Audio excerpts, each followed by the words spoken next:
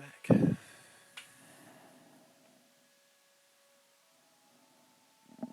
Thou art not ugly. Vamos. I'm not ugly. I was born ugly. All my life, I have been ugly. You, Inglis, who knows nothing about women, do you know how an ugly woman feels? Do you know what it is to be ugly all your life, and inside to feel that you are beautiful? It is very rare. She put the other foot in the stream, then removed it. God, it's cold. Look at the water, wagtail, she said, and pointed to the.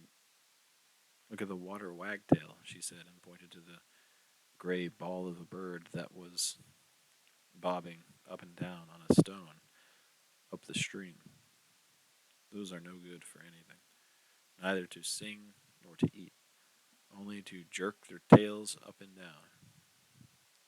Give me a cigarette, Inglis, she said, and taking it,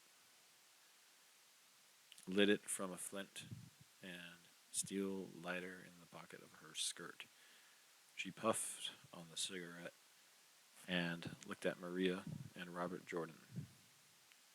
Life is life is very curious, she said, and blew smoke from her nostrils. I would have made a good man, but I am all woman and all ugly. Yet many men have loved me, and I have loved many men. It is curious. Listen, Ingles, this is interesting. Look at me, as ugly as I am. Look closely, Inglis. Thou art not ugly. Que no? Don't lie to me. Or she laughed with a deep laugh. Has it begun to work with thee? No, that is a joke. No, look at the ugliness. Yet one has a feeling within one that blinds a man while he loves you. You, with that feeling, blind him and blind yourself. Then one day, for no reason, he sees you ugly as you really are, and he is not blind anymore. And then you see yourself as ugly as he sees you, and you lose your man and your feeling. Do you understand, Guapa? She patted the girl on the shoulder. No, said Maria, because thou art not ugly. Try to use thy head and not thy heart, and listen, Pilar said. I am telling you things of much interest. Does it not interest you, Inglis?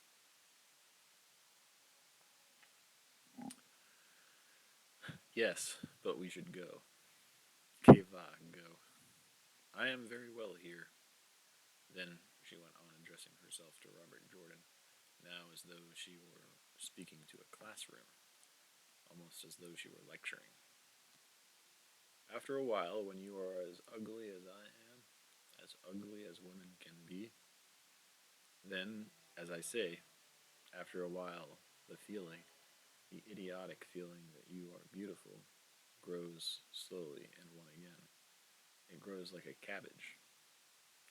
And then, when the feeling is grown, another man sees you and thinks you are beautiful, and it is all to do over. Now I think I am past it, but it still might come. You are lucky, Guapa, that you are not ugly. But I am ugly, Maria insisted. Ask him, said Pilar, and don't put thy feet in the stream, because it will freeze them. If Roberto says we should go, I think we should go, Maria said. Listen to you, Pilar said. I have as much stake in this as thy, Roberto, and I say that we are well off resting here by the stream, and that there is much time. Furthermore, I like to talk. It is the only civilized thing we have. How otherwise can we divert ourselves? Does what I say not hold interest for you, Inglis? You speak very well, but there are other things that interest me more than talk of beauty or lack of beauty. Then let us talk of what interests thee. Where were you at the start of the movement in my town? Avila? Que va, Avila. Pablo said he was from Avila. He lies. He wanted to take a big city for his town. It was this town, and she named a town. And what happened? Much, the woman said. Much, and all of it is ugly, even that which was glorious. Tell me about it, Robert Jordan said. It is brutal, the woman said. I did not like to tell it before the girl. Tell it, said Robert Jordan. And if it is not for her, that she should not listen. I can hear it, Maria said. She put her hand on Robert Jordan's. There is nothing that I cannot hear. It isn't whether you can hear it, Pilar said. It is whether I should tell it to thee and make thee bad dreams. I will not get bad dreams from a story, Maria told her. You think after all that has happened with us, I should get bad dreams from a story? Maybe it will give the Ingles bad dreams. Try it and see. No, Ingles, I am not joking. Didst thou see the start of the movement in any small town? No, Robert Jordan said. Then thou hast seen nothing. Thou hast seen the ruin that now is Pablo. But you should have seen Pablo on that day. Tell it. Nay, I do not want. I do not want to. Tell it. All right then. I will tell it truly as it was. But thee, Guapa, if it reaches a point that it molests thee, tell me. I will not listen to it if it molests me, Maria told her. It cannot be worse than many things. I believe it can, the woman said. Give me another cigarette, Ingles, and vamonos. The girl leaned back against the heather on the bank of the stream, and Robert Jordan stretched himself out, his shoulders against the ground and his head against a clump of heather. He reached out and found Maria's hand on and held it in his, rubbing their two hands against the heather until she opened her hand and laid it flat on top of his as they listened.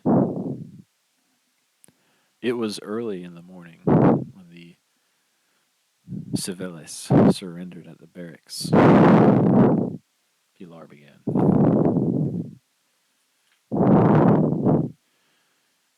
You had assaulted the barracks? Robert Jordan asked. Pablo had surrounded it in the dark, cut the telephone wires, placed dynamite under one wall, and called on the Guardia Civil to surrender. They would not, and at daylight he blew the wall open. There was fighting.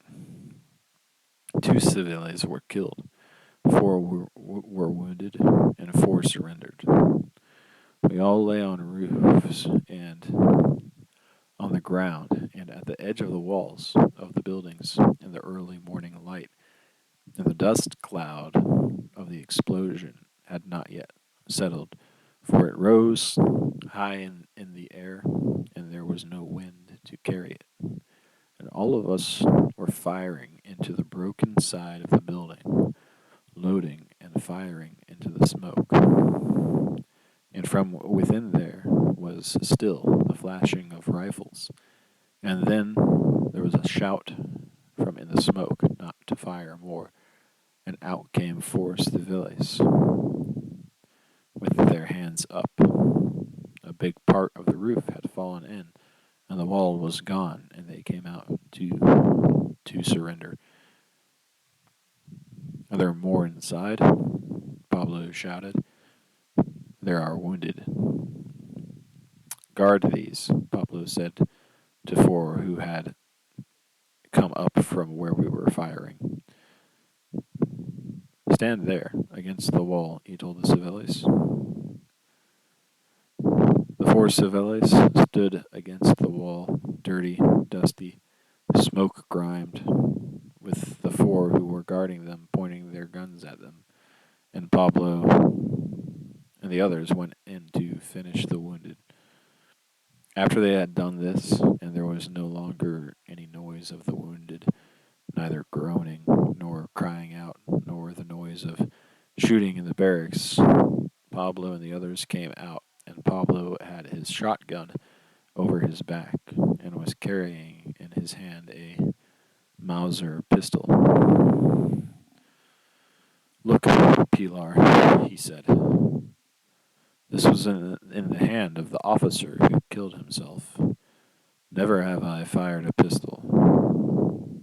You, he said to one of the guards, show me how it works. No, don't show me. Tell me. The four civiles had stood against the wall, sweating and saying nothing while the shooting had gone on inside the barracks. They were all tall men with the faces of guardias civiles, which is the same model of face as mine is, except that their faces were covered with the small stubble of their last morning of not yet being shaved, and they stood there against the wall and said nothing. You, said Pablo to the one who stood nearest him, tell me how it works. Pull the small lever down, the man said in a very dry voice. Pull the receiver back and let it snap forward. What is the receiver? Asked Pablo, and he looked at the four civiles. What is the receiver? The block on top of the action. Pablo pulled it back, but it stuck. What now? He said. It is jammed. You have lied to me. Pull it further back and let it snap lightly forward, the civil said. And I have never heard such a tone of voice. It was grayer than a morning without sunrise. Pablo pulled and let go as the man had told him, and the block snapped forward into place, and the pistol was cocked, but the hammer back. It is an ugly pistol, small in the round handle, large and flat in the barrel, and unwieldy. All this time, the civiles had been watching him, and they had said nothing. What are you going to do with us? One asked him. Shoot thee, Pablo said. When? The man asked in the same grave voice. Now, said Pablo. Where? Asked the man. Here, said Pablo. Here, now. Here and now. Have you anything to say? Nada, said the civil. Nothing, but it is an ugly thing. And you are an ugly thing, Pablo said. You murderer of peasants. You who would shoot your own mother. I have never killed anyone, the civil said, and do not speak of my mother. Show us how to die, you who have always done the killing. There is no necessity to insult us, another civil said, and we know how to die. Kneel down against the wall with your heads against the wall, Pablo told them. The civiles looked at one another. Kneel, I say, Pablo said. Get down and kneel. How does it seem to you, Paco? One civil said to the tallest, who had spoken with Pablo about the pistol.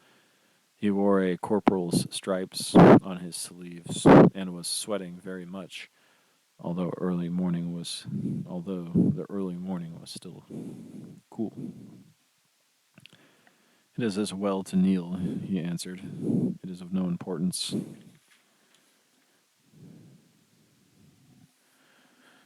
It is closer to the earth, the first one who had spoken said, trying to make a joke. But they were all too grave for a joke, and no one smiled. Then let us kneel, the first civil said, and the four knelt, looking very awkward, with their heads against the wall and their hands by their side. And Pablo passed behind them and shot each in turn in the back of the head with the pistol, going from one to another and putting the barrel of the pistol against the back of their heads, each man slipping down as he fired. I can hear the pistol still, sharp and yet muffled, and see the barrel jerk and the head of the man drop forward. One held his head still when the pistol touched it. One pushed his head forward and pressed his forehead against the stone. One shivered in his whole body and his head was shaking.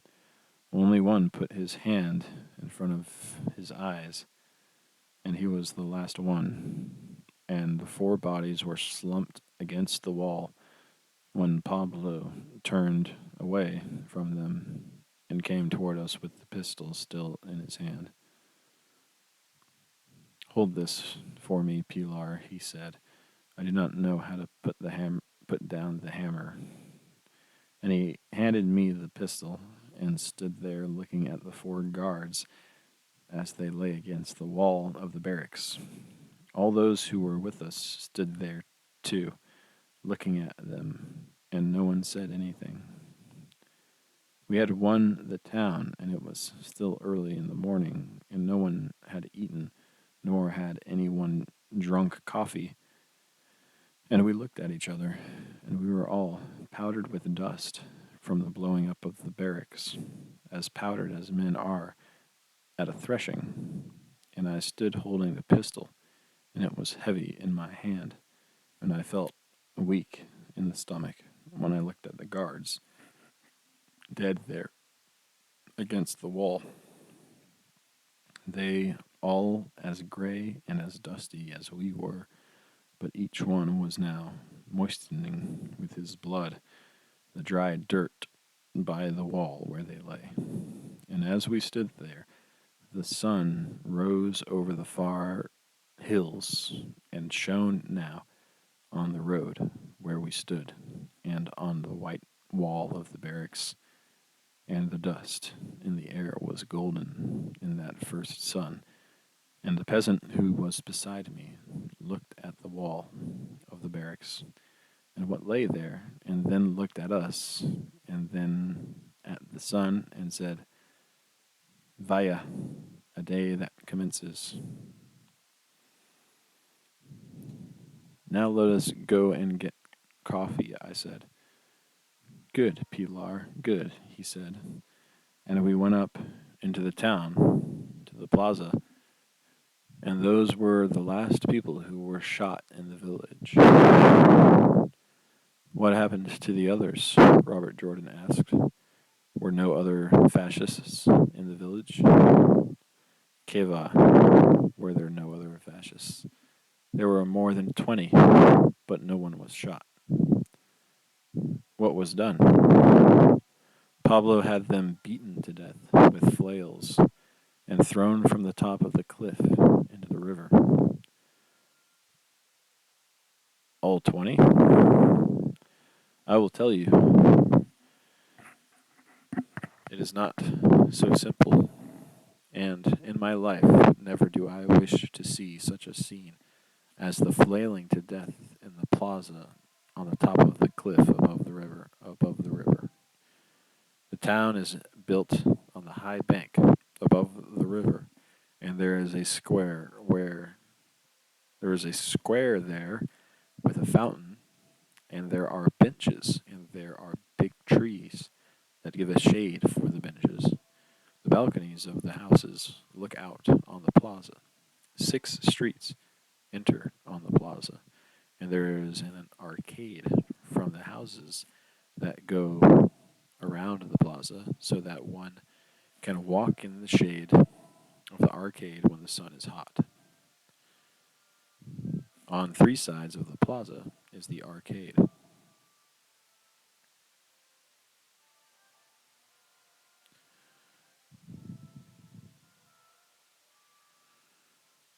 and on the fourth side is the walk shaded by the trees beside the edge of the cliff with, far below, the river. It is 300 feet down to the river.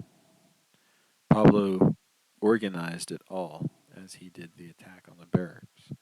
First, he had the entrances to the streets blocked off with carts as though to organize the plaza for Capella for an amateur bullfight. The fascists were all held in the Ayuntamiento, the city hall, which was the largest building on one side of the plaza. It was there the clock was set in the wall, and it was in the buildings under the arcade that the club of the fascists was. And under the arcade, on the sidewalk in front of their club, was where they had their chairs and tables for their club. It was there, before the movement, that they were accustomed to take the aperitifs. Aperitifs. The chairs and the tables were of wicker. It looked like a cafe, but was more elegant. But was there no fighting to take them? Pablo had them seized in the night before he assaulted the barracks, but he had already surrounded the barracks. They were all seized in their homes. At the same hour, the attack started. That was intelligent. Pablo is an organizer. Otherwise, he would have had people attacking him at his flanks and at his rear while he was assaulting the barracks of the Guardia Civil. Pablo is very intelligent, but very brutal. He had this of the village well planned and well ordered. Listen, after the assault was successful, and the last 4 guards had surrendered, and he had shot them against the wall, and we had drunk coffee at the cafe that always opened earliest in the morning by the corner from which the early bus left, he proceeded to the organization of the plaza. Carts were piled exactly as for a capella, except that the side toward the river was not enclosed. That was left open. Then Pablo ordered the priest to confess the fascists and give them the necessary sacraments. Where was this done? In the Ayuntamiento, as I said. There was a great crowd outside, and while this was going on with the priest, there was some levity outside and shouting of obscenities. But most of the people were very serious and respectful. Those who made jokes were those who were already drunk from the celebration of the taking of the barracks, and there were useless characters who would have been drunk at any time. While the priest was engaged in these duties, Pablo organized those in the plaza into 2 lines. He placed them in 2 lines as you would place men for a rope pulling contest, or as they stand in a city to watch the ending of a bicycle road race with just room for the cyclists to pass between, or as men stood to allow the passage of a holy image in a procession. 2 meters was left between the lines, and they extended from the door of the ayuntamiento clear across the plaza to the edge of the cliff, so that from the doorway of the ayuntamiento, looking across the plaza, one coming out would see two solid lines of people waiting. They were armed with flails, such as are used to beat out the grain, and they were a good flail's length apart. All did not have flails, as enough flails could not be obtained, but most had flails obtained from the store of Don Guillermo Martin, who was a fascist and sold all sorts of agricultural implements. And those who did not have flails had heavy herdsmen's clubs or ox goads, and some had wooden pitchforks. Those with wooden tines that are used to fork the chaff and straw into the air after the flailing. Some had sickles and reaping hooks, but these Pablo placed at the far end where the lines reached the edge of the cliff. These lines were quiet, and it was a clear day, as today is clear, and there were clouds high in the sky, as there are now, and the plaza was not yet dusty, for there had been a heavy dew in the night, and the trees cast a shade over the men in the lines, and you could hear the water running from the brass pipe in the mouth of the lion and falling into the bowl of the fountain where the women bring water jars to fill them. Only near the ayuntamiento, where the priest was complying with his duties with the fascists, was there any ribaldry. And that came from those worthless ones who, as I said, were already drunk and were crowded around the windows, shouting obscenities and jokes in bad taste in through the iron bars of the windows. Most of the men in the lines were waiting quietly, and I heard one say to another, "Will there be women?" And another said, "I hope to Christ no." Then one said, "Here is the woman of Pablo. Listen, Pilar, will there be women?" I looked at him, and he was a peasant dressed in his Sunday jacket and sweating heavily, and I said, "No,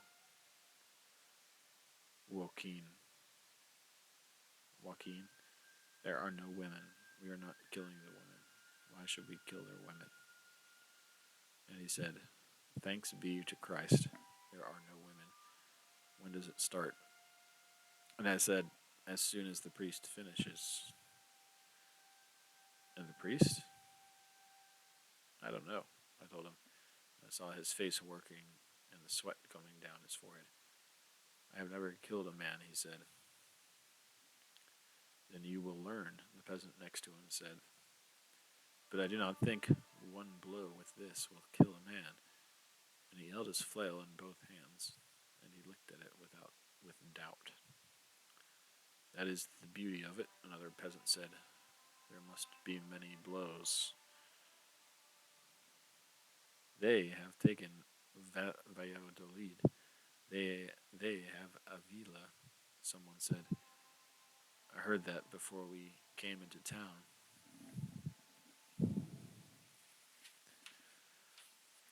"They will never take this town. This town is ours. We have struck them. We have struck ahead of them," I said. "Pablo is not one to wait for them to strike." "Pablo is able," another said, "but in this finishing off of the Civilis, he was egotistic. Do you think so, Pilar? Yes, I said. But now all are participating in this. Yes, he said. It is well organized. But why do we not hear more news of the movement? Pablo cut the telephone wires before the assault on the barracks. They are not yet repaired. Ah, he said. It is for this we hear nothing. I had my news from the road mender's station early this morning. Why is this done thus, Pilar? He said to me. To save bullets, I said, and that each man should have his share of the responsibility. That it should start, then, that it should start. And I looked at him and saw that he was crying. Why are you crying, Joaquin? I said to him. This is not to cry about. I cannot help it, Pilar, he said. I have never killed anyone. If you have not seen the day of revolution in a small town where all know all in the town and always have known all, you have seen nothing. And on this day, most of the men in the double line across the plaza wore the clothes in which they worked in the fields, having come into town hurriedly. But some, not knowing how one should dress for the first day of a movement, wore their clothes for Sundays or holidays. And these, seeing that the others, including those who had attacked the barracks, wore their oldest clothes, were ashamed of being wrongly dressed. But they did not like to take off their jackets for fear of losing them, or that they might be stolen by the worthless ones. And so they stood, sweating in the sun and waiting for it to commence. Then the wind rose, and the dust was now dry in the plaza, for the men, walking and standing and shuffling, had loosened it, and it commenced to blow, and a man in a dark blue Sunday jacket shouted, Agua, Agua, and the caretaker of the plaza, whose duty it was to sprinkle the plaza each morning with a hose, came and turned the hose on and commenced to lay the dust at the edge of the plaza and then toward the center. Then the two lines fell back and let him lay the dust over the center of the plaza, the hose sweeping in wide arcs, and the water glistening in the sun, and the men leaning on their flails or the clubs or the white wood pitchforks and watching the sweep of the stream of water.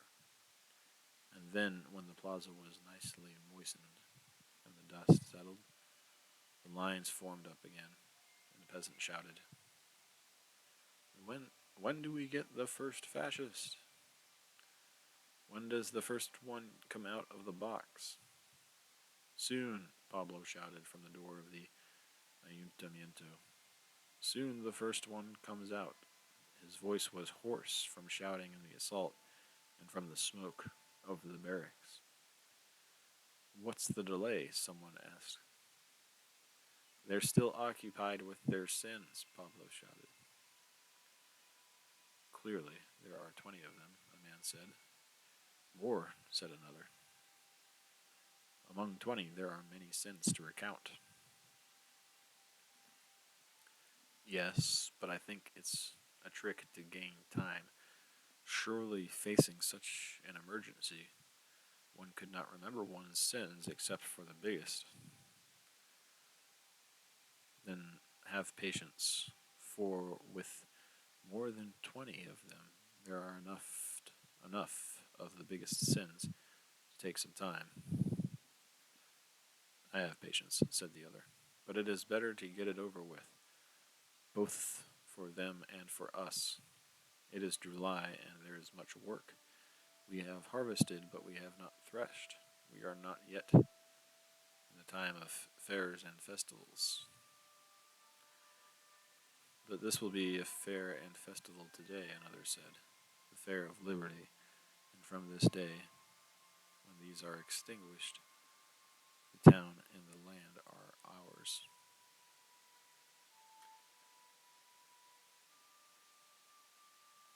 thresh fascists today, said one, and out of the chaff comes the freedom of this pueblo. We must administer it well to deserve it, said another. Pilar, Pilar, he said to me, when do we have a meeting for organization? Immediately after this is completed, I told him, in the same building of the ayuntamiento. I was wearing one of the three-cornered patent patent leather hats of the Guardia Civil as a joke, and I had put the hammer down on the pistol, holding it with my thumb, to lower it as I pulled on the trigger, as seemed natural, and the pistol was held in a rope I had round my waist, the long barrel stuck under the rope. And when I put it on, the joke seemed very good to me, although afterwards I wish I had taken the holster of the pistol instead of the hat. But one of the men in the line said to me, Pilar, daughter, it seems to me bad taste for thee to wear that hat. Now we have finished with such things as the Guardia Civil. Then I said, I will take it off. And I did. Give it to me, he said. It should be destroyed. And as we were at the far end of the line, where the walk runs along the cliff by the river, he took the hat in his hand and sailed it off over the cliff with the motion a herdsman makes throwing a stone underhand at the bulls to herd them. The hat sailed far out into space, and we could see it smaller and smaller, the patent leather shining in the clear air, sailing down to the river. I looked back over the square at all the windows and all the balconies, and all the windows, at all the windows, and all the balconies there were people crowded, and there was the double line of men across the square to the doorway of the ayuntamiento, and the crowd swarmed outside against the windows of that building, and there was the noise of many people talking. And then I heard a shout, and someone said, Here comes the first one, and it was Don Benito Garcia, the mayor, and he came out bare-handed, walking slowly from the door and down the porch, and nothing happened. He walked between the lines of men with the flails, and nothing happened. He passed 2 men, 4 men, 8 men, 10 men, and nothing happened. And he was walking between that line of men, his head up, his fat face gray, his eyes looking ahead, and then flickering from side to side and walking steadily. And nothing happened. From a balcony, someone cried out, ¿Qué pasa, cobardes? What is the matter, cowards? And still Don Benito walked along between the men, and nothing happened. Then I saw a man, 3 men down from where I was standing, and his face was working, and he was biting his lip, and his hands were white on his flail. I saw him looking toward Don Benito, watching him come on, and still nothing happened. Then just before Don Benito came abreast of this man, the man raised his flail high so that it struck the man beside him, and smashed a blow at Don Benito that hit him on the side of the head. And Don Benito looked at him, and the man struck him again and shouted, That for you, cabron. And the blow hit Don Benito in the face, and he raised his hands to his face, and they beat him until he fell, and the man who had struck him first called to others to help him, and he pulled on the collar of Don Benito's shirt, and others took hold of his arms, and with his face in the dust of the plaza, they dragged him over the walk to the edge of the cliff and threw him over into the river. And the man who hit him first was kneeling by the edge of the cliff, looking over after him and saying, "The cabron, the cabron, oh, the cabron." He was a tenant of Don Benito, and they had never gotten along. There had been a dispute about a piece of land by the river that Don Benito had taken from this man and let to another, and this man had long hated him. This man did not join the line again, but sat by the cliff looking down where Don Benito had fallen. After Don Benito, no one would come out. There was no noise now in the plaza, as all were waiting to see who it was that would come out. Then a drunkard shouted in a great voice, "Que salga el toro, let the bull out." Then someone from by the windows of the ayuntamiento yelled, "They won't move, they are all praying." Another drunkard shouted, "Pull them out. Come on, pull them out. This time for praying, the time for praying is finished." But none came out, and then I saw a man coming out of the door. It was Don Federico Gonzalez, who owned the mill and feed store and was a fascist of the first order. He was tall and thin, and his hair was brushed over the top of his head from one side to the other over a baldness, and he wore a nightshirt that was tucked into his trousers. He was barefooted, as when he had been taken from his home, and he walked ahead of Pablo, holding his hands above his head, and Pablo walked behind him, with the barrels of his shotgun pressed against the back of Don Federico Gonzalez, until Don Federico entered the double line. But when Pablo left him and returned to the door of the ayuntamiento, Don Federico could not walk forward, and stood there, his eyes turned up to heaven, and his hands reaching up as though they would grasp the sky. "He has no legs to walk," someone said. "What's the matter, Don Federico? Can't you walk?" someone shouted to him. But Don Federico stood there with his hands up and only his lips were moving.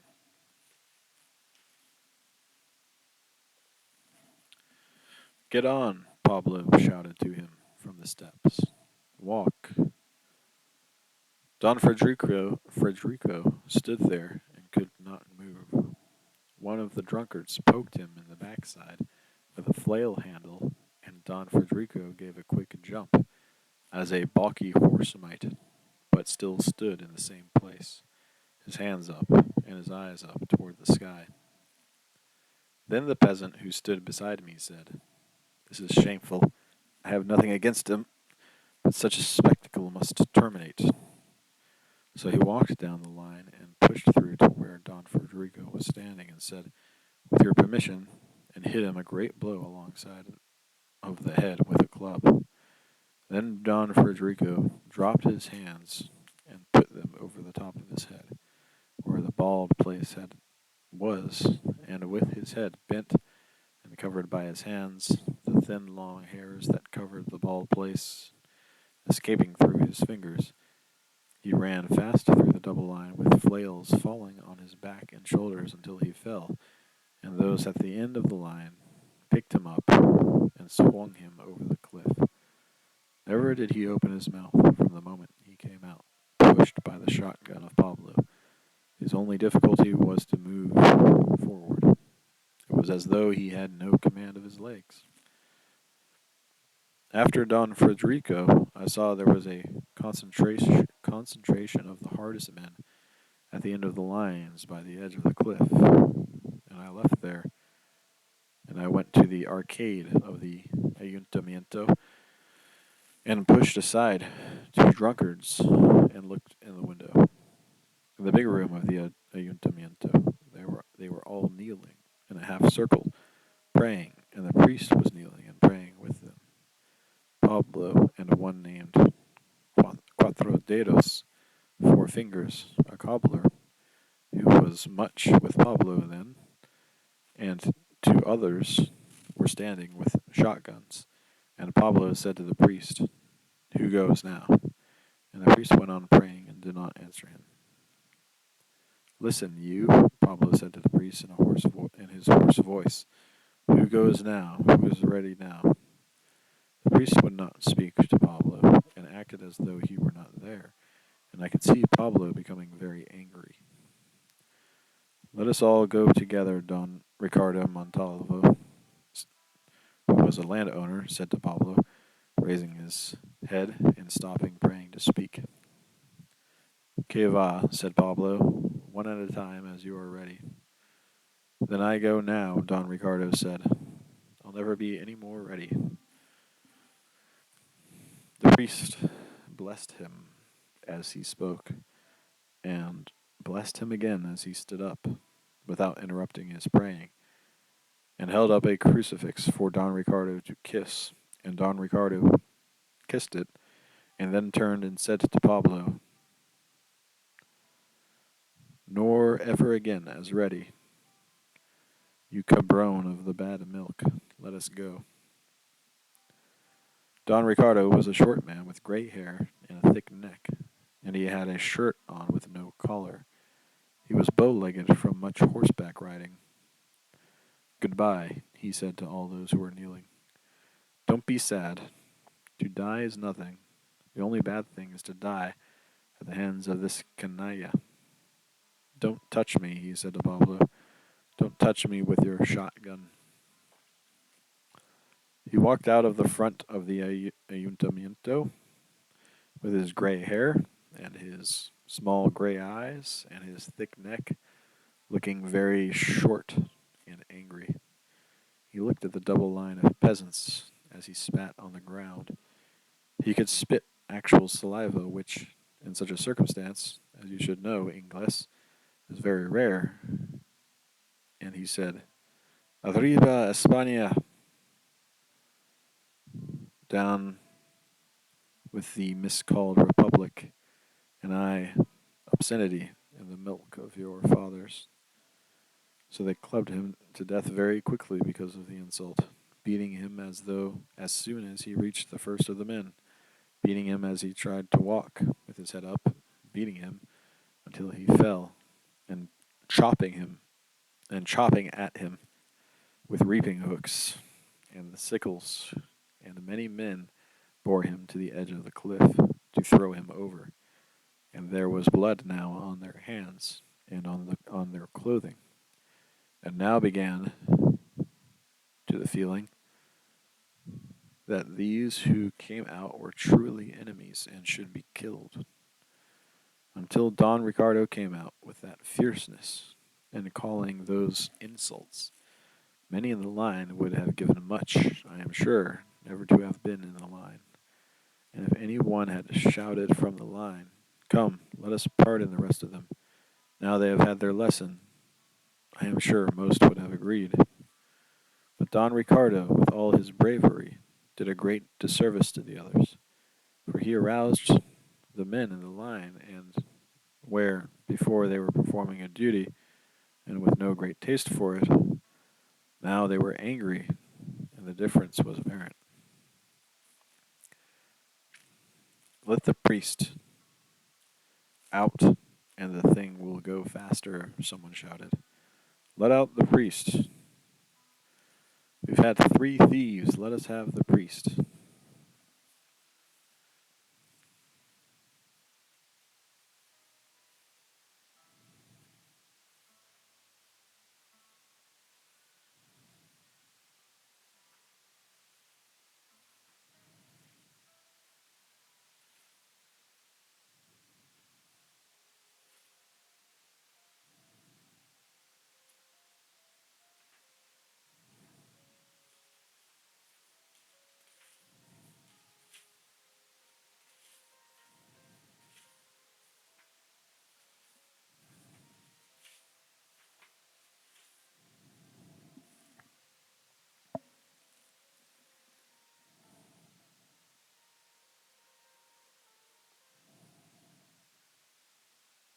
2 thieves, a the short peasant said to the man who had shouted, "It was two thieves with our lord."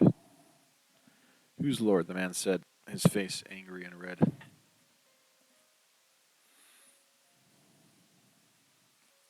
In a manner of speaking, it is said, "Our lord." "He isn't my lord, not in joke," said the other. "And thee hadst best watch thy mouth, if thou dost not want to walk between the lines. I am as good a libertarian Republican as thou," the short peasant said. "I struck Don Ricardo across the mouth. I struck Federico across the back.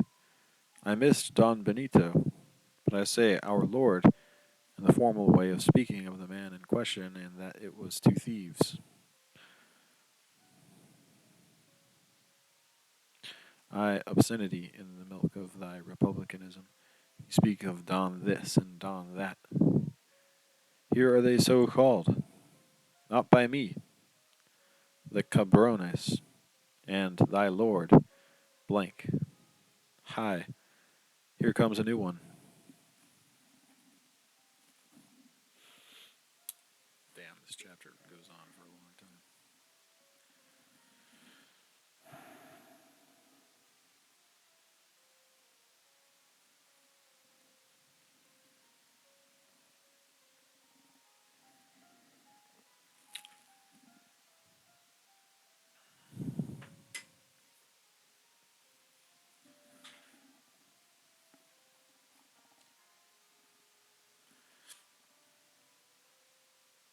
It was then that we saw a disgraceful sight, for the man who walked out of the doorway of the ayuntamiento was Don Faustino Rivero, the oldest son of his father, Don Celestino Rivero, a landowner.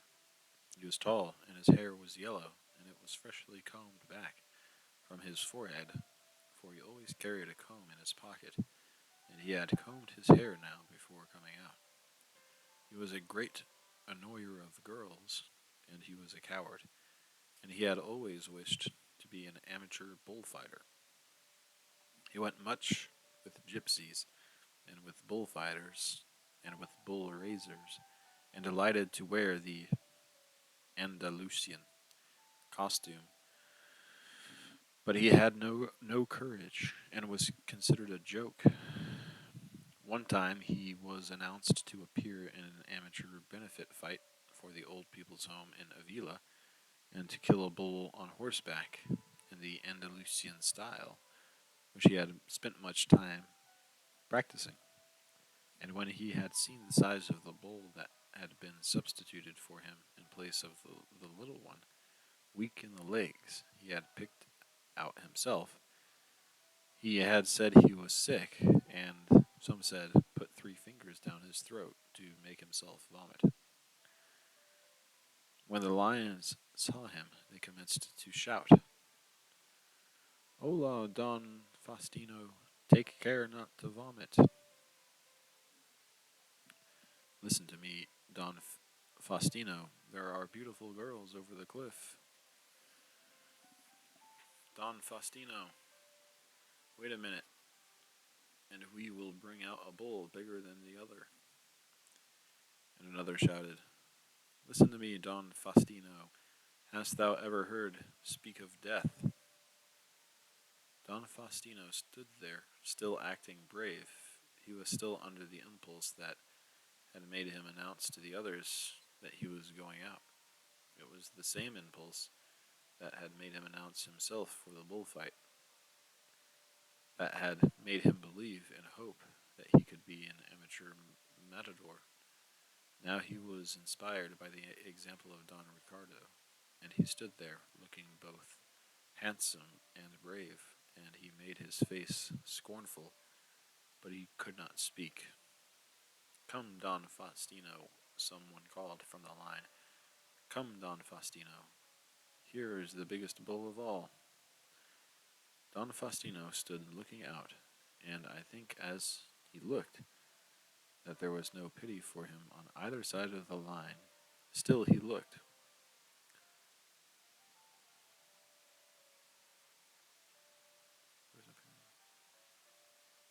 Still, he looked both handsome and superb, but time was shortening, and there was only one direction to go. Don Faustino, someone called. What are you waiting for, Don Faustino? He is preparing to vomit, someone said, and the lions laughed. Don Faustino, a peasant called. Vomit if it will give thee pleasure. To me it is all the same. Then, as we watched, Don Faustino looked along the lines and across the square to the cliff, and then when he saw the cliff and the emptiness beyond, he turned and ducked back toward the entrance of the ayuntamiento. All the lions roared, and someone shouted in a high voice, Where do you go, Don Faustino? Where do you go? He goes to throw up, shouted another, and they all laughed again.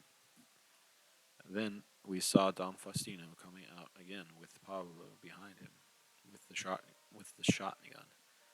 All of his style was gone now.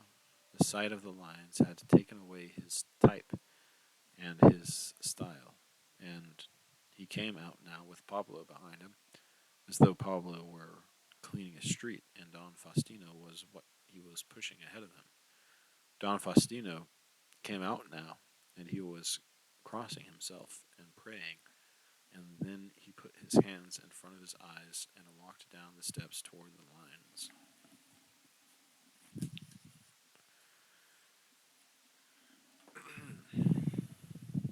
Leave him alone, someone shouted. Don't touch him. The lions understood, and no one made a move to touch Don Faustino, and with his hands shaking and held in front of his eyes, and with his mouth moving, he walked between the lions. No one said anything, and no one touched him, and when he was halfway through the lines, he could go no further and fell to his knees. No one struck him. I was walking along parallel to the line to see what happened to him, and a peasant leaned down and lifted him to his feet and said, Get up, Don Faustino, and keep walking. The bull has not yet come out. Don Faustino could not walk alone, and the peasant in a black smock helped him on one side, and another peasant in a black smock and herdsman's boots helped him on the other, supporting him by the arms. And Don Faustino, walking along between the lines with his hands over his eyes, his lips never quiet, and his yellow hair slicked on his head and shining in the sun, and as he passed the peasants would say, Don Faustino, buen provecho. Don Faustino, that you should have had a good appetite. Another said, Don Faustino, a sus ordenes. Don Faustino, at your orders. And one who had failed at bullfighting himself said, Don Faustino, matador a sus ordenes. And another said, Don Faustino, there are beautiful girls in heaven, Don Faustino. And they walked Don Faustino through the lines, holding him close on either side, holding him up as he walked, with him with his hands over his eyes. But he must have looked through his fingers, because when they came to the edge of the cliff with him, he knelt again, throwing himself down and clutching the ground and holding the grass and saying, No, no, no, please, no, please, please, no, no. Then the peasants who were with him and the others, the hard ones on the end of the line, squatted quickly behind him as he knelt and gave him a rushing push, and he was over the edge without ever having been beaten, and you heard him crying loud and high as he fell. It was then I knew that the lions had become cruel, and it was first the insults of Don Ricardo, and second the cowardice of Don Faustino that had made them so. Let us have another, a peasant called out, and another peasant slapped him on the back and said, Don Faustino, what a thing, Don Faustino. He has seen the big bull now, another said. Throwing up will never help him now. In my life, another peasant said, in my life, I've never seen a thing like Don Faustino.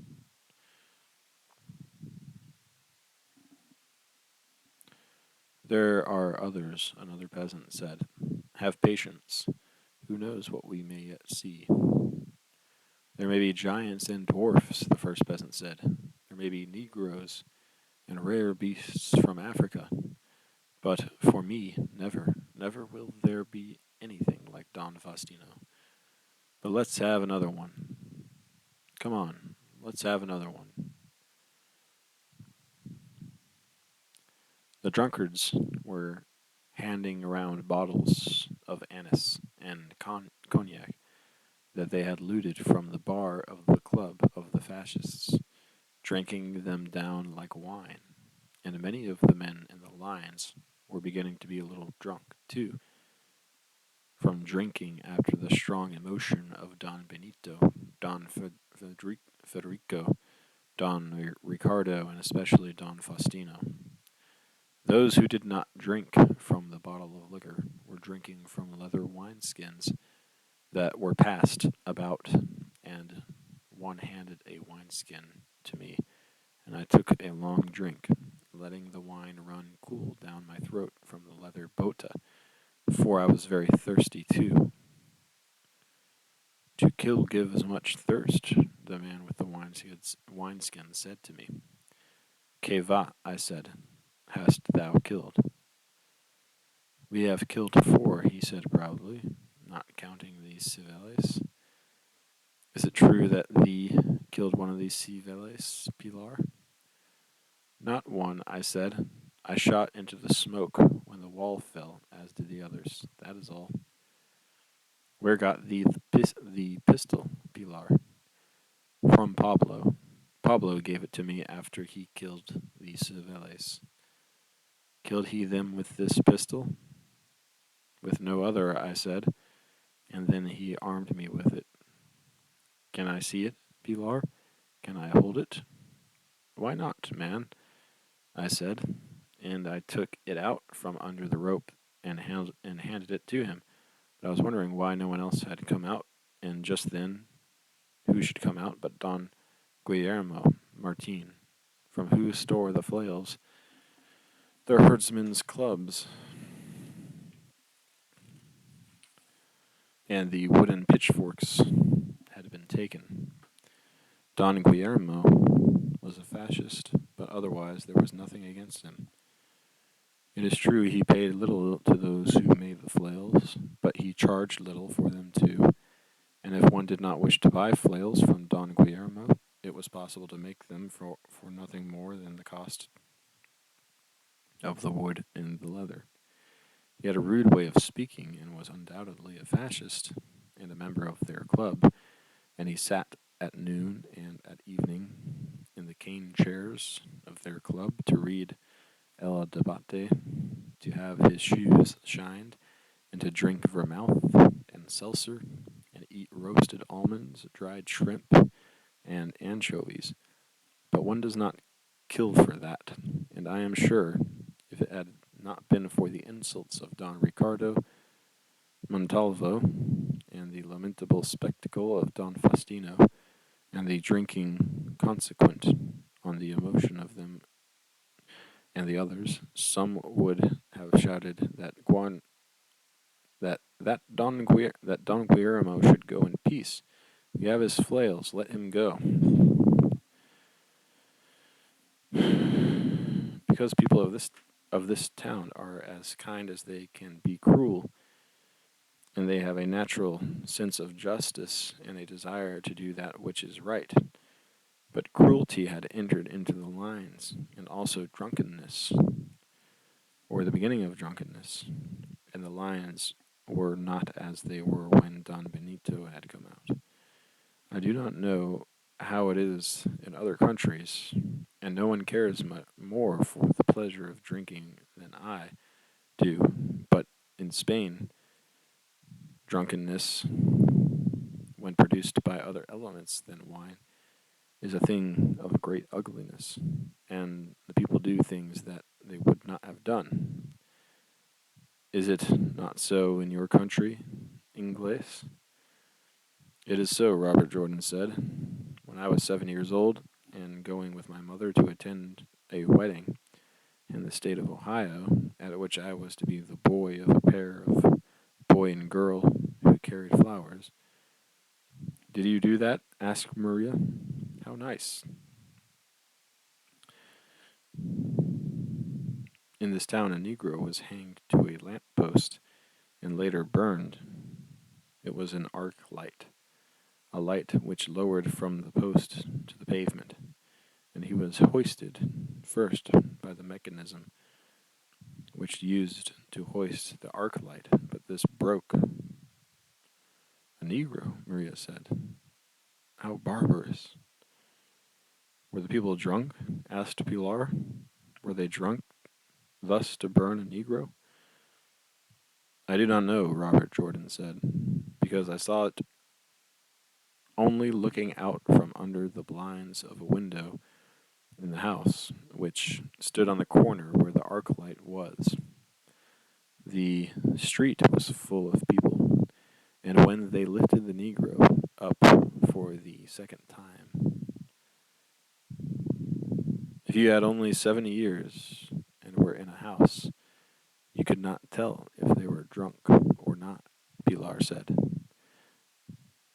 As I said, when they lifted the Negro up for the second time, my mother pulled me away from the window, so I saw no more, Robert Jordan said. But since I have had experiences which demonstrate that drunkenness is the same in my country, it is ugly and brutal. You were too young at 7, Maria said. You were too young for such things. I have never seen a Negro except in a circus, unless the Moors are Negroes. Some are Negroes and some are not, Pilar said.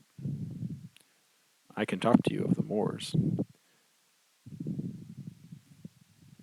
Not as I can, Maria said. Nay, not as I can.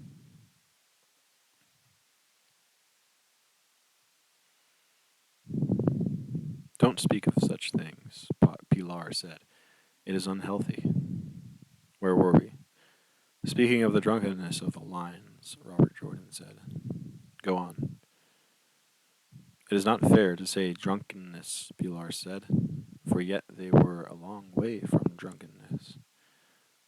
But already there was a change in them, and when Don Guillermo came out, standing straight, near-sighted, gray-headed, of medium height, with a shirt with a collar button, but no collar, standing there and crossing himself once and looking ahead, but seeing little without his glasses, but walking forward well and calmly, he was an appearance to excite pity. But someone shouted from the line, Here, Don Guillermo, up here, Don Guillermo, in this direction. Here we have all your products. They had such success joking at Don Faustino that they could not see now that Don Guillermo was a different thing, and if Don Guillermo was to be killed, she should be killed quickly and with dignity. But Guillermo, another shouted. Don Guillermo, another shouted. Should we send to the house for thy spectacles?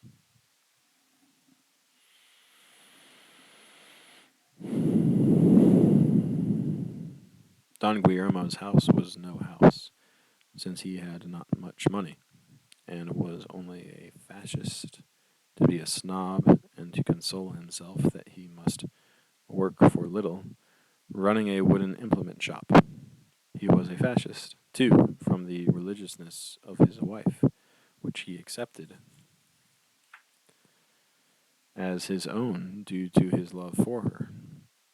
He lived in an apartment in the building, 3 houses down the square, and when Don Guillermo stood there, looking nearsightedly at the lines, the double lines, he knew he must enter. A woman started to scream from the balcony of the apartment where he lived. She could see him from the balcony, and she was his wife. Guillermo, she cried, Guillermo, wait, I will be with thee. Don Guillermo turned his head toward where the shouting came from. He could not see her. He tried to say something, but he could not. Then he waved his hand in the direction the woman had called from and started to walk between the lines. Guillermo, she cried. Guillermo, oh, Guillermo. She was holding her hands on the rail of the balcony and shaking back and forth. Guillermo. Don Guillermo waved his hand again toward the noise and walked into the lines with his head up, and you would not know what he was feeling except for the color of his face. Then some drunkard yelled, Guillermo, from the lines, imitating the high, cracked voice of his wife, and Don Guillermo rushed toward the man, blindly, with tears now running down his cheeks, and the man hit him hard across the face with his flail, and Don Guillermo sat down from the force of the blow and sat there crying, but not from fear, while the drunkards beat him, and one drunkard jumped on top of him, astride his shoulders, and beat him with a bottle. After this, many of the men left the lines, and their places were taken by the drunkards who had been jeering and saying things in bad taste through the windows of the ayuntamiento. I myself had felt much emotion at the shooting of the Guardia Civil by Pablo, Pilar said. It was a thing of great ugliness, but I had thought, if this is how it must be, this is how it must be, and at least there was no cruelty, only the depriving of life, which, as we all have learned in these years, is a thing of ugliness, but also a necessity to do if we are to win and to preserve the republic. When the square had been closed off and the lines formed, I had admired and understood it as a conception of Pablo, although it seemed to me to be somewhat fantastic, in that it would be necessary for all that was to be done in good taste, if it were not to be repugnant. Certainly, if the fascists were to be executed by the people, it was better for all the people to have a part in it, and I wished to share the guilt as much as any, just as I hoped to share in the benefits when the town should be ours. But after Don Guillermo, I felt a feeling of shame and distaste, and coming with the coming of the drunkards and the worthless ones into the lines, and the abstention of those who left the lines, as a protest after Don Guillermo, I wished that I might disassociate myself altogether from the lines, and I walked away across the square and sat down on a bench under one of the big trees that gave shade there.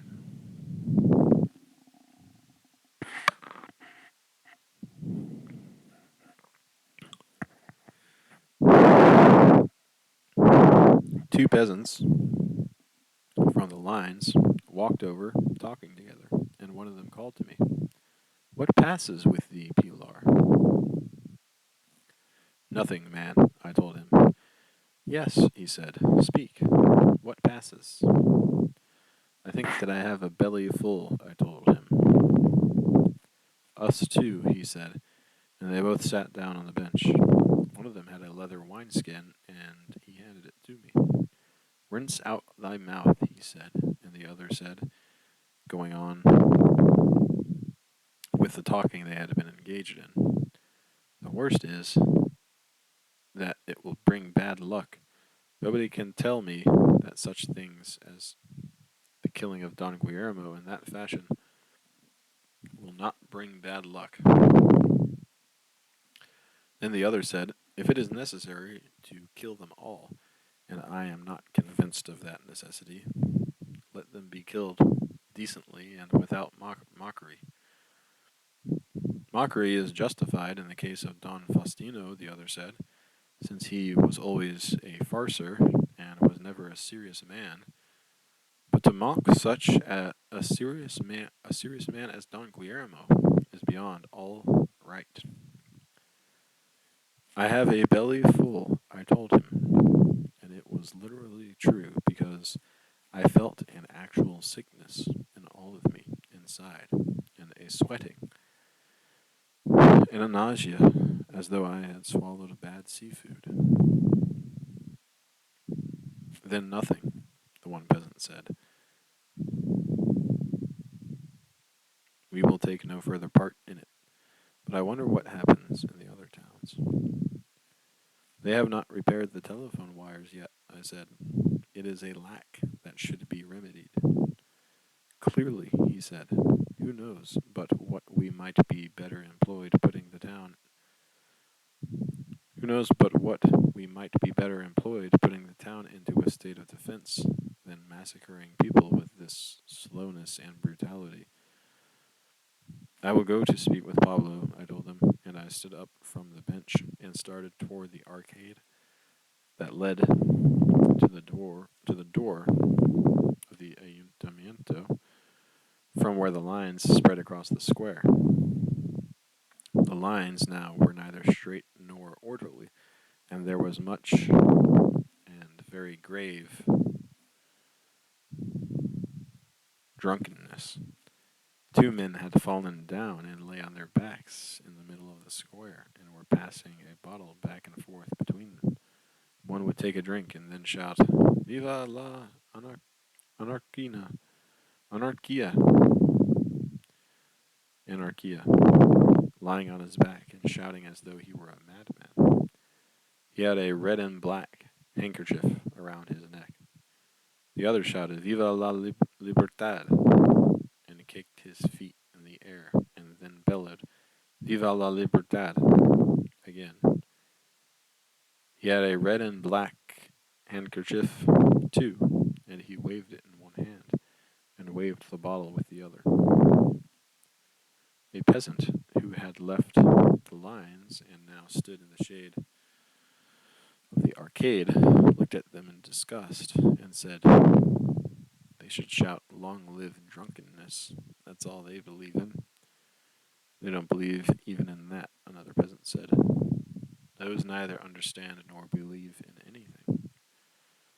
Just then one of the drunkards got to his feet and raised both arms with his fists clenched over his head and shouted, Long live anarchy and liberty and obscenity in the milk of the republic.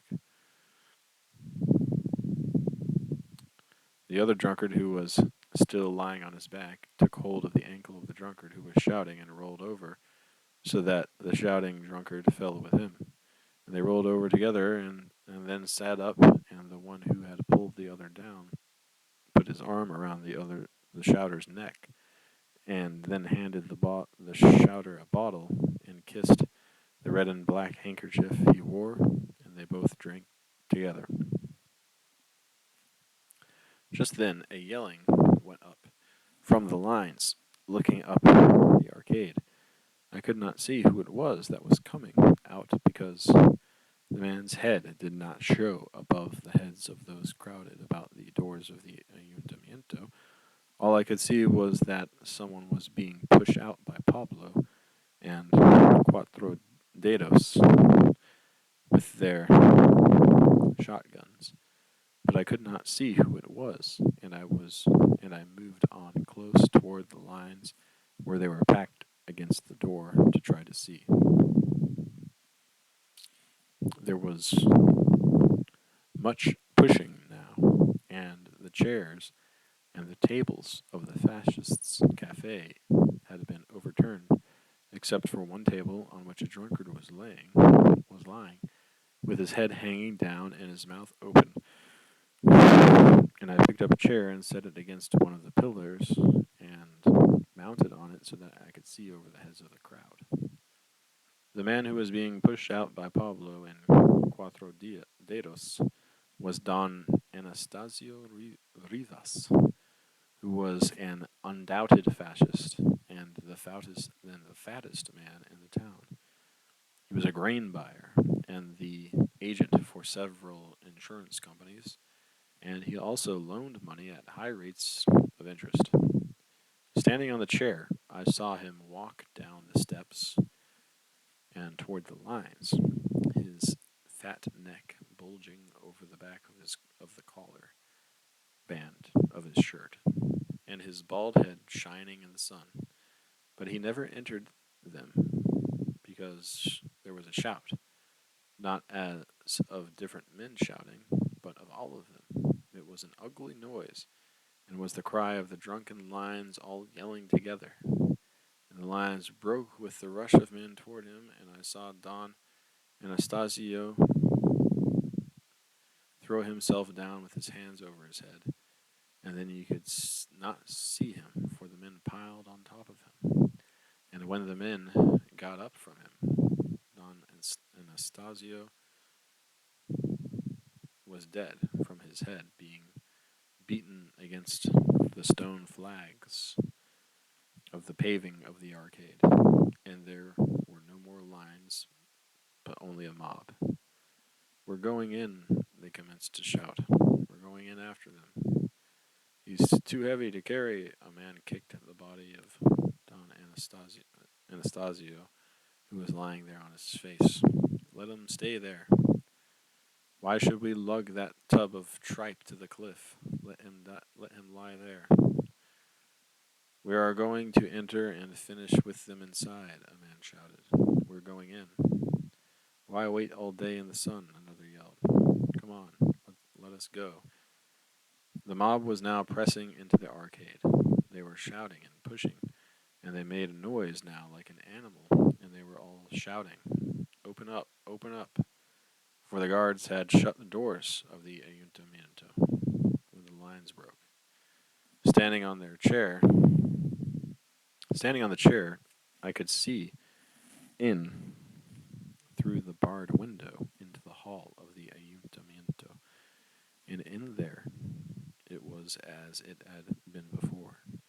The priest was standing, and those who were left were kneeling in a half circle around him, and they were all praying. Pablo was sitting on the big table in front of the mayor's chair with his shotgun slung over his back. His legs were hanging down from the table, and he was rolling a cigarette. Cuatro Dedos was sitting in the mayor's chair with his feet on the table, and he was smoking a cigarette. All the guards were sitting in different chairs of the administration, holding their guns. The key to the big door was on the table beside Pablo. The mob was shouting, "Open up, open up, open up," as though it were a chant, and Pablo was sitting there as though he did not hear them. He said something to the priest, but I could not hear what he said for the noise of the mob. The priest, as before, did not answer him, but kept on praying. With many people pushing me, I moved the chair close against the wall, shoving it ahead of me as they shoved me from behind. I stood on the chair with my face close against the bars of the window and held on by the bars. A man climbed on the chair, too, and stood with his arms around mine, holding the wider bars. "The chair will break," I said to him. "What does it matter?" he said. Look at them pray." His breath on my neck smelled like the smell of the mob, sour like vomit on paving stones, and the smell of drunkenness. And then he put his mouth against the opening of the bars, with his head over my shoulder, and shouted, "Open up, open." And it was as though the mob were on my back, as a devil is on your back in a dream. Now the mob was pressed tight against the door.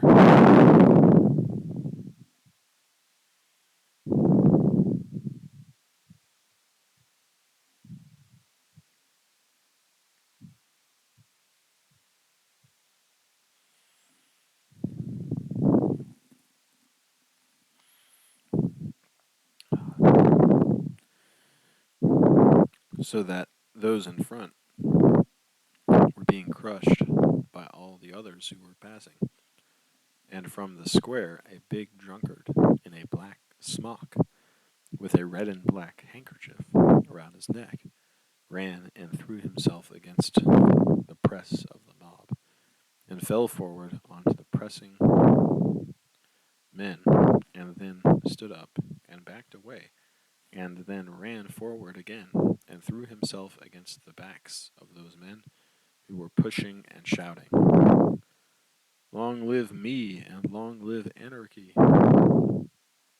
As I watched, this man turned away from the crowd and went and sat down and drank from a bottle, and then, while he was sitting down, he saw Don Anastasio, who was still lying face down on the stones, but much trampled now.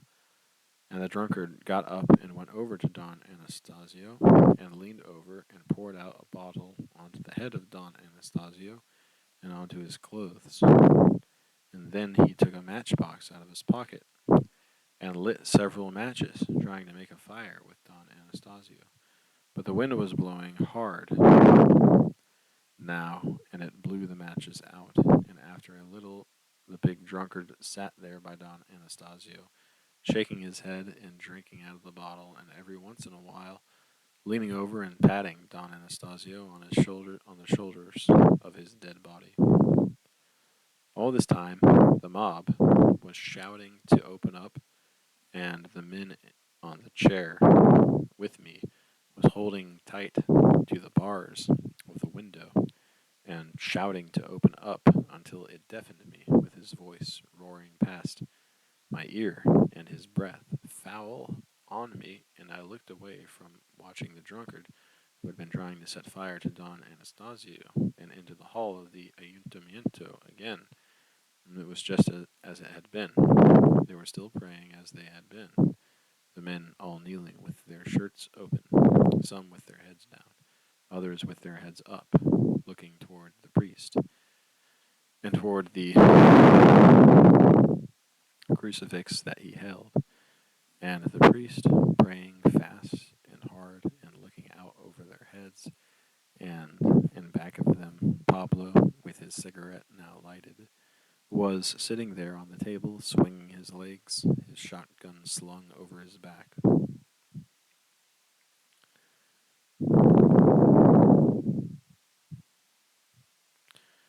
And he was playing with the key. I saw Pablo speak to the priest again, leaning forward from the table, and I could not hear what he said for the shouting. But the priest did not answer him, but went on praying. Then a man stood up from among the half circle of those who were praying, and I saw he wanted to go out. It was Don Jose Castro, whom everyone called Don Pepe, a confirmed fascist and a dealer in horses. And he stood up now, small, neat looking, even unshaven, and wearing a pajama top tucked into a pair of gray striped trousers. He kissed the crucifix, and the priest blessed him, and he stood up and looked at Pablo and jerked his head toward the door. Pablo shook his head and went on smoking. I could see Don Pepe say something to Pablo, but could not hear it. Pablo did not answer. He simply shook his head again and nodded toward the door. Then I saw Don Pepe look full at the door and realized that he had not known it was locked. Pablo showed him the key, and he stood looking at it an instant, and then he turned and went and grinned at him and showed him the key and the priest. Pablo showed him the key, and he stood looking at it an instant, and then he turned and went and knelt down again. I saw the priest look around at Pablo, and Pablo grinned at him and showed him the key. And the priest seemed to realize for the first time that the door was locked, and he seemed as though he started to shake his head, but he only inclined it and went back to praying. I do not know. They could not have understood. The door was locked unless it was that they were so concentrated on the praying that their own thoughts and their own thoughts. But now they certainly understood, and they understood the shouting, and they must have known that now that all was changed. But they remained the same as before. But now The shouting was so that you could hear nothing, and the drunkard who stood on the chair with me shook with his hands at the bars and yelled, open up, until he was hoarse. I watched Pablo speak to the priest again, and the priest did not answer. When I saw Pablo unsling his shotgun, and he reached over and tapped the priest on the shoulder with it, the priest paid no attention to him, and I saw Pablo shake his head. Then he spoke over his shoulder to Dedos, and Cuatro Dedos spoke to the other guards, and they all stood up and walked back to the far end of the room and stood there with their shotguns. I saw Pablo say something to Cuatro Dedos, and he moved over 2 tables and some benches, and the guards stood behind them with their shotguns. And he moved over 2 tables and some benches. It made a barricade in the corner of the room. Pablo leaned over and tapped the priest on the shoulder, again with the shotgun, and the priest did not pay attention to him. But I saw Don Pepe watching him while the others paid no attention but went on praying. Pablo shook his head, and seeing Don Pepe looking at him, he shook his head at Don Pepe and showed him the key, holding it up in his hand. Don Pepe understood, and he dropped his head and commenced to pray very fast. Pablo swung his legs down from the table and walked around to the big chair of the mayor on the raised platform behind the long council table. He sat down in it and rolled himself a cigarette, all the time watching the fascists who were praying with the priest. You could not see any expression on his face at all. The key was on the table in front of him.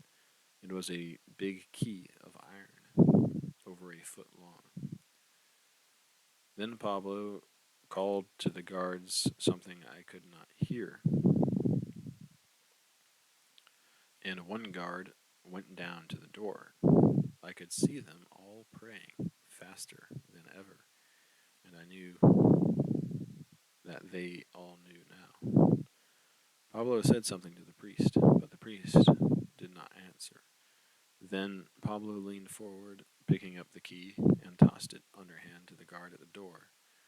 The guard caught it, and Pablo smiled at him. Then the guard put the key in the door, turned it, and pulled the door toward him, ducking behind it as the mob rushed in. I saw them come in, and just then the drunkard on the chair with me commenced to shout, "Aye, aye, aye," and pushed his head forward so I could not see, and then he shouted, kill them, club them, kill them." And he pushed me aside with his two arms, and I could see nothing. I hit my elbow into his belly, and I said, "Drunkard, whose chair is this? Let me see." But he just kept shaking his hands and arms against the bars and shouting, "Kill them, club them, club them. That's it. Club them, kill them. Cabrones, cabrones, cabrones." I hit him hard with my elbow and said, "Cabron, drunkard, let me see." Then he put both his hands on my head to push me down, and so he might see better, and leaned all his weight on my head and went on shouting, "Club them, that's it, club them." "Club yourself," I said, and I hit him hard where it would hurt him, and it hurt him, and he dropped his hands from my head, grabbed himself, and said, "No hay derecho, mujer. This woman, you have no right to do." And in that moment, looking through the bars, I saw the hall full of men, flailing away with clubs and striking with flails, and poking and striking and pushing and heaving against people with the white wooden pitchforks, and now were red, with their tines broken, and this was going on all over the room, while Pablo sat in the big chair with his shotgun on his knees, watching, and they were shouting and clubbing and stabbing. men were screaming as horses scream in a fire. And I saw the priest with his skirts tucked up, scrambling over a bench, and those after him were chopping at him with the sickles and the reaping hooks. And then some had hold of his robe, and there was another scream and another scream.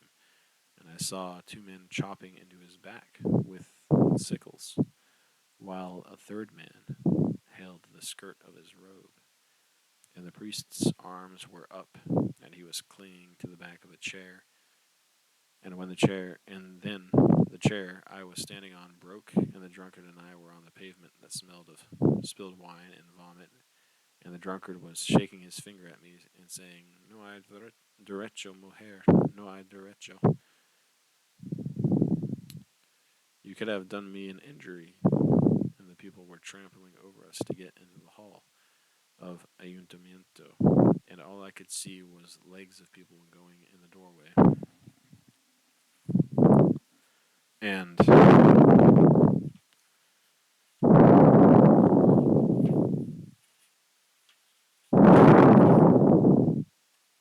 the drunkard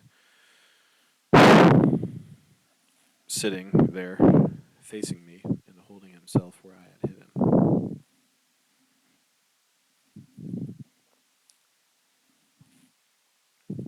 That was the end of the killing of the fascists in our town, and I was glad I did not see more of it. But for that drunkard, I would have seen it all. So he served some good because in the Ayuntamiento, it was the thing one is sorry to have seen. But the other drunkard was something rarer still. As we got up after the breaking of the chair, and the people were still crowding into the Ayuntamiento, I saw this drunkard of the square with his red and black scarf again pouring something over Don Anastasio. He was shaking his head from side to side, and it was very hard for him to sit up. He was pouring and lighting matches, and then pouring and lighting matches, and I walked over to him and said, "What are you doing, shameless?" "Nada, mujer, nada," he said. "Let me alone." And perhaps because I was standing there so that my legs made a shelter from the wind, the match caught, and a blue flame began to run up the shoulder of the coat of Don Anastasio and onto the back of his neck, and the drunkard put his head up and shouted in a huge voice, "They're burning the dead! They're burning the dead!" "Who?" somebody said. "Where?" shouted someone else. "Here," bellowed the drunk. "Exactly here." Then someone hit the drunkard a great blow alongside the head with a flail, and he fell back, and lying on the ground, he looked up at the man who had hit him, and then shut his eyes and crossed his hands on his chest, and lay there beside Don Anastasio as though he were asleep. The man did not hit him again, and he lay there, and he was still there when they picked up Don Anastasio and put him with the others in the cart that hauled them all over to the cliff, where they were thrown over that evening with the others after there had been a cleaning up in the Ayuntamiento. It would have been better for the town if they had thrown over 20 or 30 of the drunkards, especially those of the red and black scarves. And if we ever have another revolution, I believe they should be destroyed at the start. But then we do not know this. But in the next days we were to learn. But that night we did not know what was to come. After the slaying in the Ayuntamiento, there was no more killing, but we could not have a meeting that night because there were too many drunkards. It was impossible to obtain order, and so the meeting was postponed until the next day. That night, I slept with Pablo. I should not say this to you, Guapa, but on the other hand, it is good for you to know everything, and at least what I tell you is true. Listen to this English. It is very curious. As I say, that night we ate, and was very curious. It was as after a storm or a flood or a battle, and everyone was tired and no one spoke much. I myself felt hollow and not well, and I was full of shame and a sense of wrongdoing, and I had a great feeling of oppression and of bad to come, as this morning after the plains. And certainly, bad came within 3 days. Pablo, when we ate, spoke little. Did you like it, Pilar? He asked, finally, with his mouth full of roast young goat. We were eating at the inn.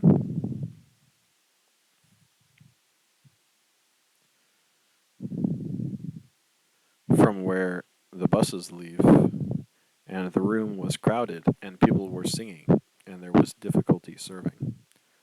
No, I said, except for Don Faustino, I did not like it.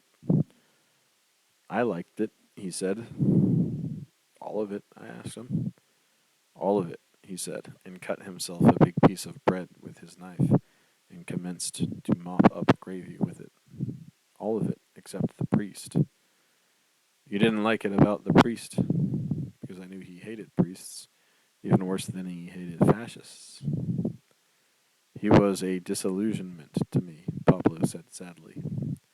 So many people were singing that we had to almost shout to hear one another. Why? He died very badly, Pablo said. He had very little dignity. How did you want him to have dignity when he was being chased by the mob? I said. I thought he had much dignity all the time before, all the dignity that one could have. Yes, Pablo said, but in the last minute he was frightened. Who wouldn't be? I said. Did you see that they were what they were? Did you see what they were chasing him with? Why would I not see? Pablo said. But I find he died badly.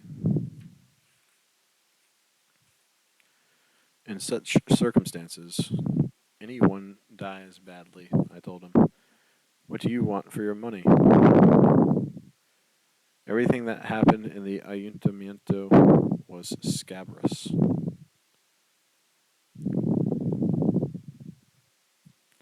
Yes, said Pablo. There was little organization, but a priest, he has an example to set. I thought you hated priests. Yes, said Pablo,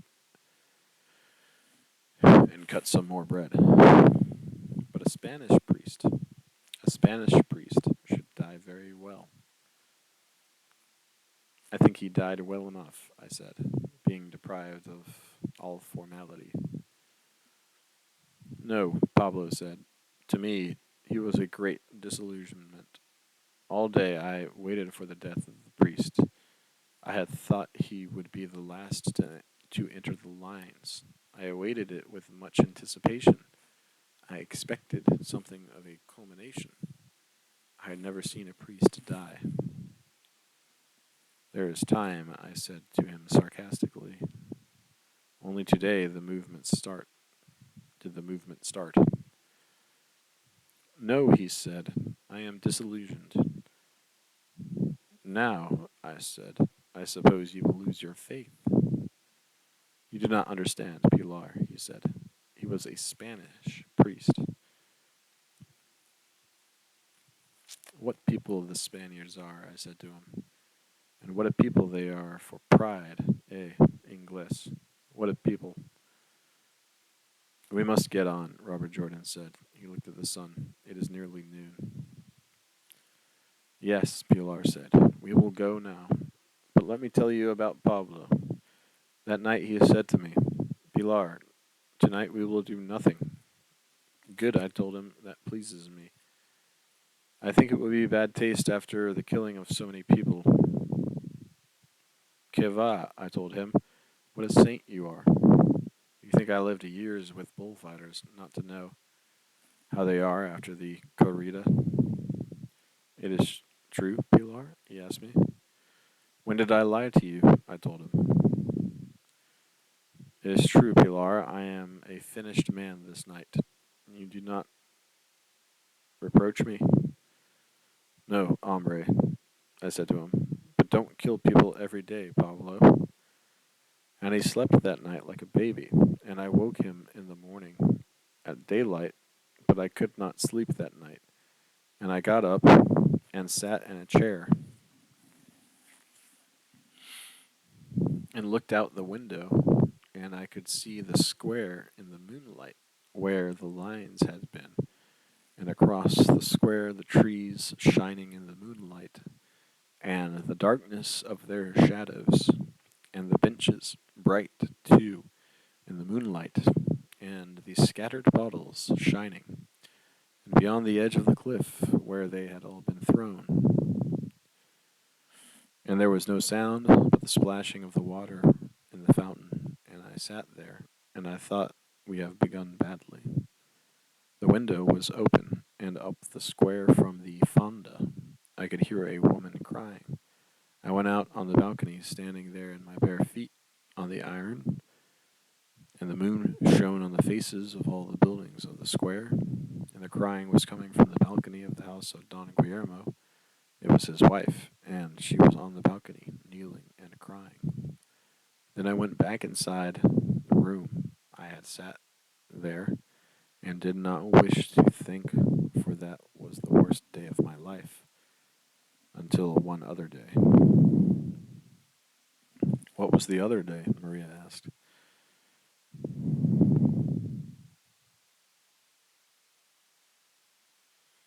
3 days later, when the fascists took the town. Do not tell me about it, said Maria. I do not want to hear it. This is enough. This was too much. I told you that you should not have listened, Pilar said. See, I did not want you to hear it. Now you will have bad dreams.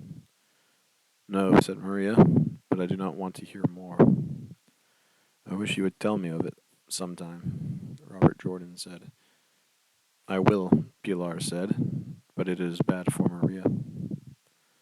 I don't want to hear it, Maria said pitifully. Please, Pilar, and do not tell me it if I am there, for I might listen in spite of myself.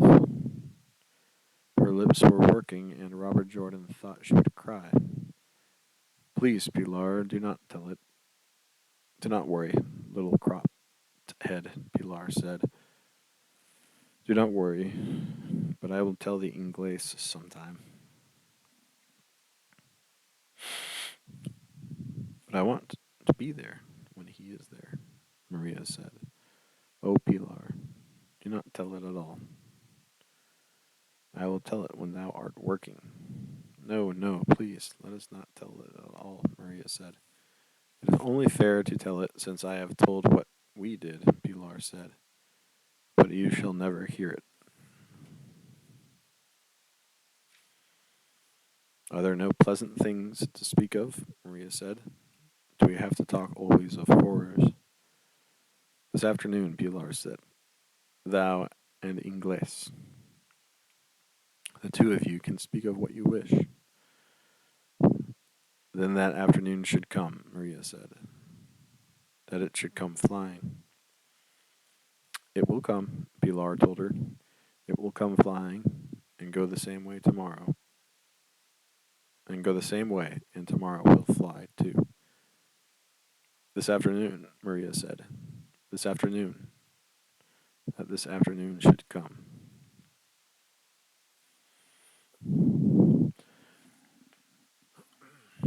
Jesus. End of chapter 2.